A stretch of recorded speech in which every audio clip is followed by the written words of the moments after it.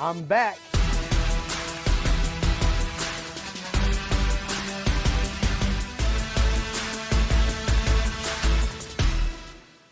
What is up, Tampa Bay? I hope everybody is staying fed and getting to bed at a reasonable hour, building your power for the day ahead. I am Chuck Turgeon, the most hype man you will meet on the street, getting you in the know for tonight's show.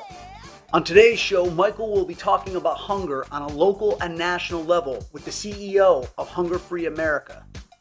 We'll also take you out to one of Feeding Tampa Bay's HCC mega pantries. Plus, Michael is back on the road with Aero Environmental. I'm talking termites, y'all. Finally, our entertainment correspondent, Sam Hallenbeck, gives us a preview of the Jon Stewart movie, Irresistible, starring Steve Carell. And now, for your host, the man, the myth, the legend, Michael Clayton!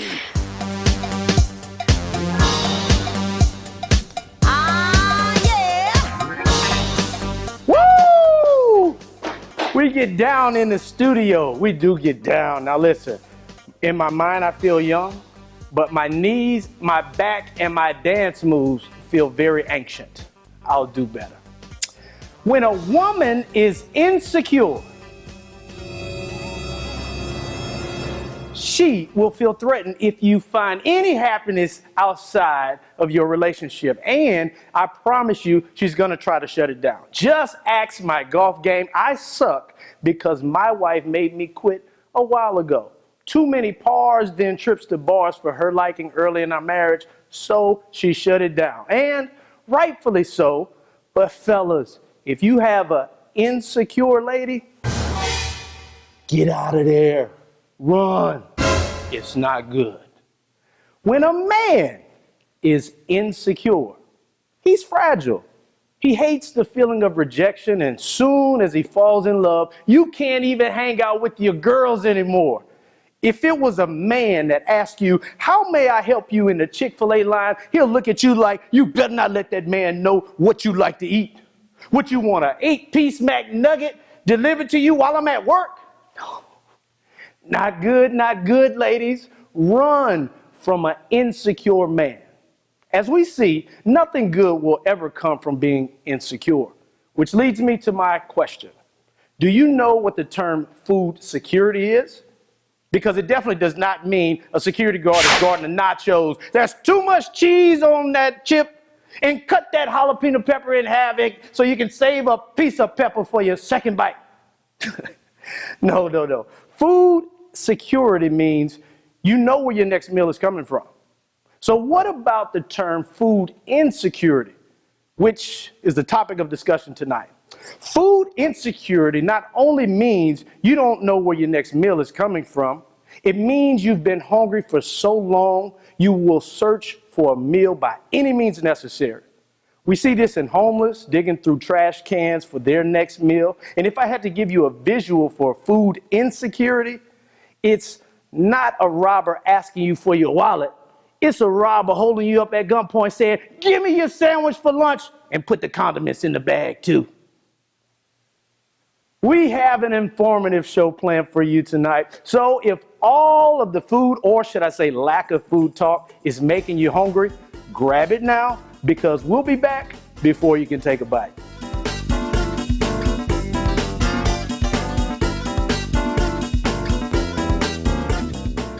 Did you know that more than 37 million, let that number sink in, 37 million, that's 11% of the population struggle with hunger every single day.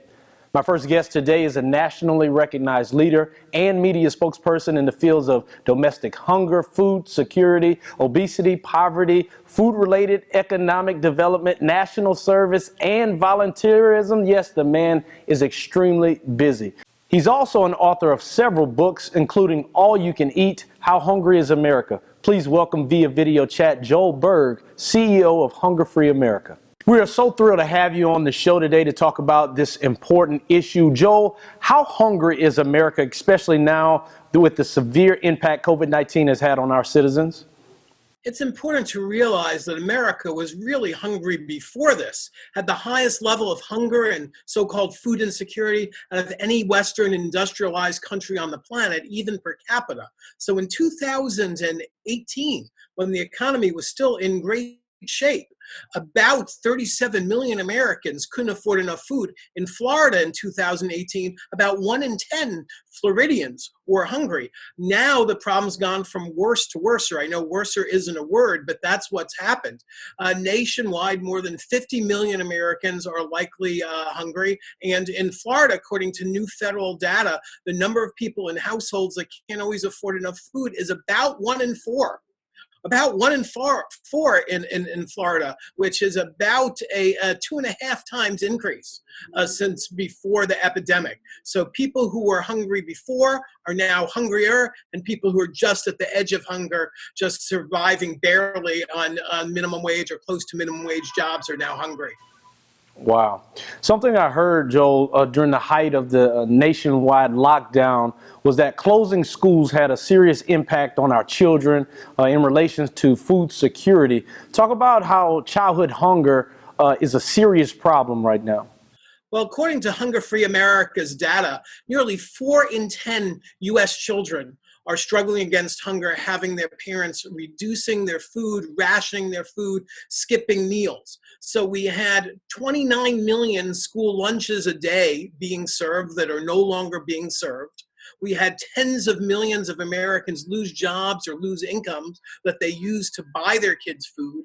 And at the same time, we had a huge spike in food prices. So all this really has been the worst of all possible options. And that's why you've seen such a huge further hike in child hunger, again, above a pretty serious child hunger problem even before this, when in 2018, about 11 million American kids struggled against hunger. So it's really the greatest child hunger epidemic in modern American history now. Wow. Joe, we see food banks in operation, like Feeding Tampa Bay. They feed thousands upon thousands weekly in our community. So we know that there's a desperate need, but are food banks really the answer? Food banks and food pantries and soup kitchens and food rescue groups all do important, vital work filling in the gaps. But I hope your viewers understand, even in the best of times, they're not even scratching the surface of the need. Wow. The way to end hunger in Florida, the way to end hunger in America, is to increase employment, ensure a living wage, and then ensure an adequate safety net. Even in the best of times, the federal safety net programs provide at least 12 times the dollar amount of food that every food charity in America distributes. So you can dramatically increase, you can triple or quadruple food charities in America and barely scratch the surface of the problem. In contrast, if you raise the minimum wage by a few dollars an hour and significantly increase the SNAP program, what used to be called the food stamps program, Right, and increase school meals and summer meals and the WIC program for pregnant women and infants, you could end hunger entirely in just a few weeks. So, Joel, I mean, you speak as if it's so easy. I guess my question is, why hasn't this been done yet? The reason we haven't ended hunger in America is our politics are broken. We're often told, oh, hunger isn't a political issue. Honestly, hunger is entirely a political issue. America almost ended hunger on our own in the 1970s because we had more living wage jobs and a more adequate safety net. Virtually every one of our economic competitors in industrialized countries has ended hunger, but we have lower wages by design, and we have an inadequate safety net for poor people by design. And we put all these rules and rules and rules on poor people that, frankly, we don't put on billionaires that get corporate welfare. So the reason, and the only reason we have so much hunger in America, is our political system is failing, and we have too many leaders following policies that we know have been proven to increase hunger. They may come to a ribbon cutting for a food charity, but if they've just voted to take tens of billions of dollars out of government food programs, or voted to decrease wages for working people, then actually they are pro-hunger. That's the tough order, and tough to realize, man, that we were better off in better shape in the 70s than we are today. Joel, thank you so much for your input and your knowledge. Good luck to you in your efforts to end hunger worldwide. Thank you so much for your service. Thank you. After the break, Michael sees how we are tackling hunger in our community when he joins Feeding Tampa Bay at their mega pantry. We'll be right back.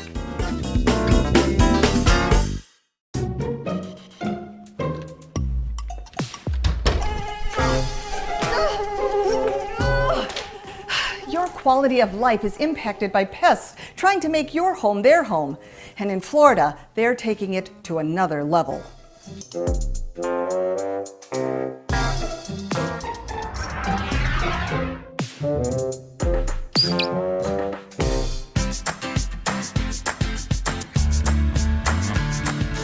Aero Environmental Services provides effective pest control that improves your quality of life so you can truly relax and enjoy yourself with friends and family.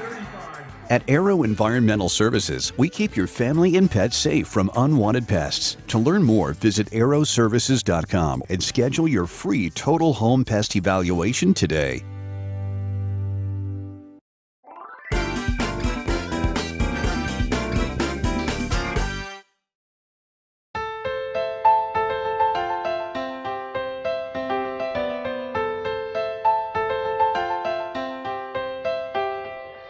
Feeding Tampa Bay is the driving force behind all food relief here in Tampa Bay, and they are on a mission to fight hunger not just with food, but with the knowledge of issues as well. Kelly Sims, Chief Development Officer of Feeding Tampa Bay, joins me now. We are practicing social distancing with our 6 feet. We are. Ms. Kelly, thank you so much for joining us today and having us out here at this wonderful affair today. Well, thank you for being here and being a part of telling the story of the work that we're doing to feed our neighbors. Yes, ma'am. I want to know about the efforts and how has this pandemic affected Feeding Tampa Bay? How was the crisis before the pandemic and how was it after? People don't realize that in our area, in our 10 counties that Feeding Tampa Bay serves, we were already feeding about 650,000 people weekly. With this pandemic, that has increased to 1.69 million people that we're now feeding. You can see in our mega pantry today, we're doing really dramatic ways to make sure that we get food directly onto the tables of our neighbors. You know, when I pulled in, I had mixed emotions. I was happy that Feeding Tampa Bay was fulfilling a need for thousands and thousands of people today. It was also a sad feeling. How many people are using Feeding Tampa Bay for the first time this week? Yes, we've been surveying the families who come through with their cars at our mega pantries, and 68% have never accessed food relief or hunger relief in their past. And so this is a new thing for many people, and we want to make sure that we take extra care with them and are extra kind while we do our work. For people who are watching, who are those people in the community that Feeding Tampa Bay are feeding today and have been in the past? Honestly, the people that we are feeding look an awful lot like we are.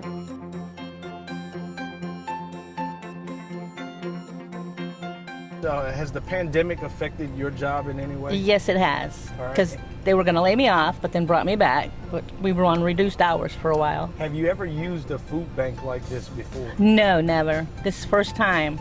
Hey, I'm unemployed. I'm a cook. I've lost my job. I haven't lost it, but I'm not working. Still, I've been out of work for over 2 months now. And this is very helpful to us. It fills in the gaps that we can't afford to buy things, you know. We have money to buy a few things, but not everything, you know. It's a lot of problems, so some people don't have nothing, you know. So people don't have work right now. It's crazy. Has the pandemic affected your job? Yeah. Are you out of work? Yeah, How many people do you have in your family? 5 people. We appreciate it and thank you very, very much. From the bottom of our hearts, you know, we appreciate every little bit we helped. I want to say thank you. Thank you. And God bless America. Thank you. Thank you, and carry on what you're doing because you're doing a good, fine job of it. Oh, it means I appreciate it very much, and it's thank you, thank you, thank you, because yeah, it helps quite a bit.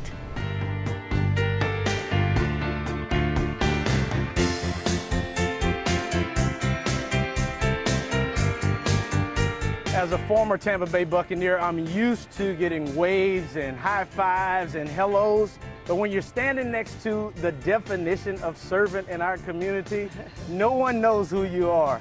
That servant is our very own Ms. Jane Castor. Thank you so much for joining us today. My pleasure, Michael. Ms. Castor was here bright and early, leading the charge with all of our volunteers out here today. Ms. Castor, what does it mean for you to see the families in need today and to be able to have Feeding Tampa Bay provide that need for so many families today? Well, first, just to see the magnitude of the need, you can look at the statistics on paper, you can look at the charts, but until you see the families pull up in the need in our community and the magnitude of that, it really doesn't hit home. And then to see what the amazing organization Feeding Tampa Bay does on a daily basis. This is just one of the areas that they're providing food at, and they're doing it 7 days a week. So they are filling that need, and I could not be more grateful. No one could have been prepared for a situation like this, but we've got tremendous leadership from you and your office.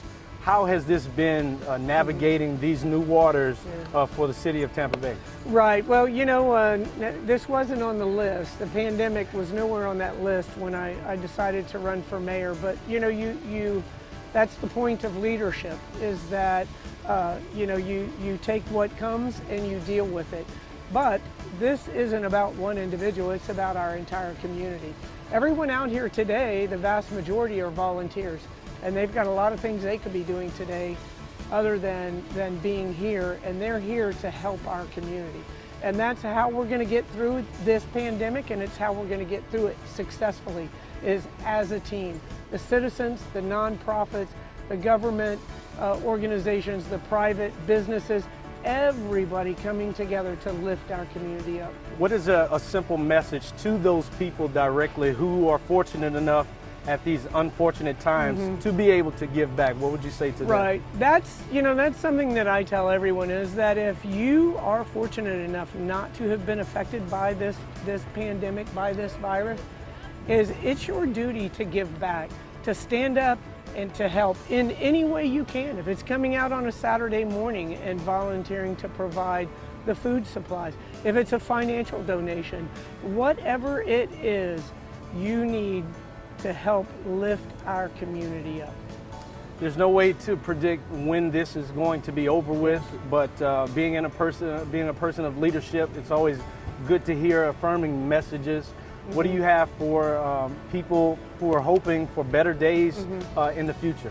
Yes, this is a time of struggle, a time of need.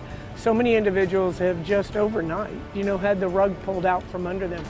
But we are the greatest city in the nation, and we have come through worse, and we will be better and stronger when we emerge on the other end of this virus. And the reason we're going to do that is because we're going to do it together.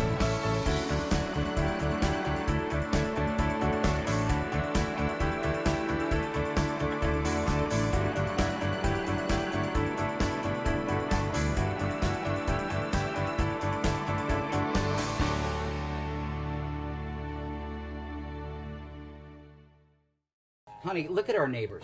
They're out in their backyard again, barbecuing with friends, and their kids are playing outside.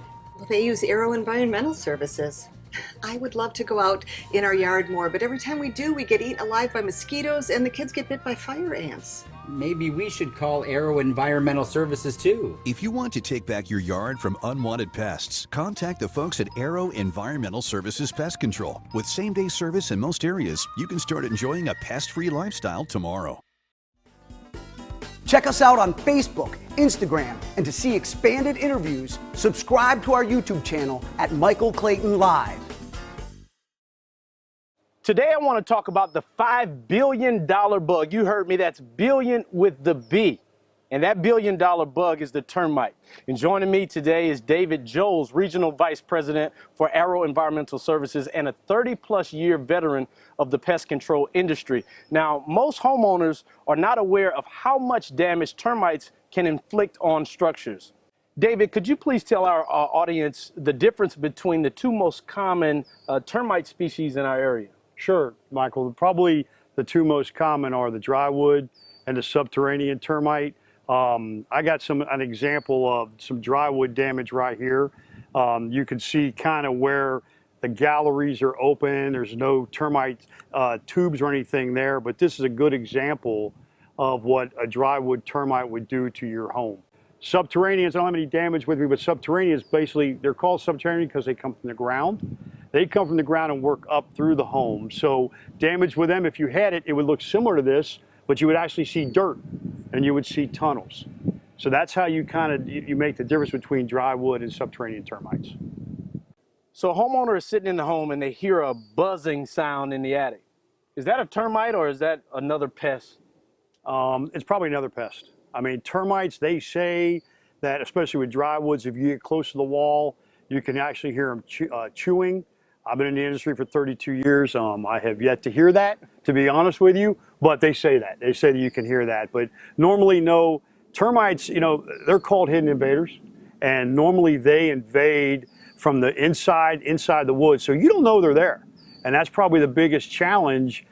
Termites for most homeowners are a surprise. So, you know, what we find is, number one, they get swarmed and they see all these insects around the windows. What is going on, number one? Or number two, they're doing some type of construction. They're going to re-wallpaper the children's room and they go through the wall. And then they're calling and going, oh my goodness, I'm seeing all these white pieces of rice crawling up and down upside the wall. Well, you got termites. That's normally how we find them. David, if a home is found to have a termite infestation, how is it treated? And better yet, how do we actually prevent the termites from even showing up in the first place? Good question. So let's go to the active infestation first. So we talk about two types of termites, correct? We talk about drywood, then we talk about subterranean. Drywood, they're aerial, without getting too much detail. So basically, the best way to treat for an active drywood infestation is fumigation. There are opportunities where if you find them in a select area, you could do what they call spot treatment with some boric care products and some other applications. Recommendation really is to get it fumigated. That way you know that you've destroyed the entire colony. From a subterranean side, remember those are the ones coming in through the soil, you know, we recommend baiting. There are two options. There's baiting and there's liquid. We prefer the baiting. We think it's superior to the liquid. And the thing I like about the baiting system is we put those strategically around the home. Little green stations, we prefer Centricon, and they're there as a monitoring station. So even after we treat, we come back and we inspect those, and we can check the stations to see if there continues to be activity. And on top of that, you know, the Centricon that we're using has what's called always active. So the day we install it, we put the material in the stations. The termites hit those stations, and they're ingesting the material right away. And then the last thing about Centricon is it's a colony elimination. And it's the only thing out there right now that totally eliminates the termite colony. David, you mentioned that Arrow provides free termite inspections. What does that include? All right, so it's an assessment of the home. Here in Florida, mostly are what we talk about slab design. But when we talk about drywoods and subterraneans, we need to inspect the attic because that tends to be where most of the drywoods tend to invade, is the attic area. And then subterraneans come through the ground, up through the soil. So we're inspecting, you know, a crawl or a slab. That includes the inside, attic, down to the crawl space, and then around the outside, you know, especially pulling back mulch around the foundation to see if there's any activity in the soil. So the best way is to just call Arrow Environmental Services. We can get the inspection schedule within 24 hours. You've heard from our experts, termites will destroy your home. And we want you to get involved. So if you have any questions about termites or pests of any kind, and you want more information about the topics we discussed on our program, simply go to arrowservices.com/Michael and drop us a line. It all can get so out of control. Sometimes you can lose your faith, you can lose your mind, lose your grip, get stripped of your pride till you don't know how you're gonna stay alive. Hey, hey, I got you. I will give you what you need, and I'll be right there. I got you back. I got you. Politics is supposed to be serious, but when Steve Carell is involved, serious is just not possible. More like seriously funny.